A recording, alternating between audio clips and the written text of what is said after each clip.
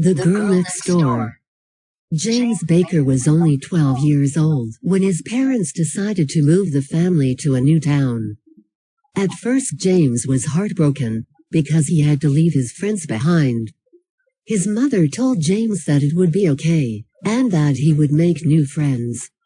When James and his family finally arrived at their new home, they decided to go out to meet the neighbors. It was a typical American suburban neighborhood. Every house had a big lawn in the front with a walkway leading up to the door. James felt uncomfortable, and he didn't want to meet the neighbors. The first house they went to belonged to an elderly couple. They seemed nice, but they didn't have any kids that were James's age. The next house they visited had bicycles parked by the garage door, so James thought kids of his age might live there. James knocked on the door, and a young girl named Linda answered. James became nervous, and he let his mother do the talking. Linda's parents weren't home, but she told James's mother that they would go visit when they got home. Linda smiled at James, said goodbye, and closed the door.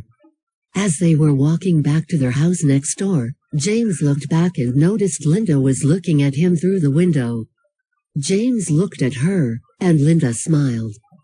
When they got home, James went to his new room. He took a look outside his window, and noticed that he could see Linda in her room. He couldn't help looking at her. He thought she was the prettiest girl he had ever seen. As James was looking at her, he heard his mother calling.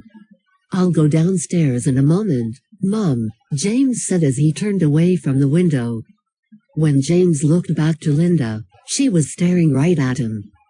James fell down to the floor, and said in a whisper, "Oh, no. I hope she didn't see me. Oh, please. Please."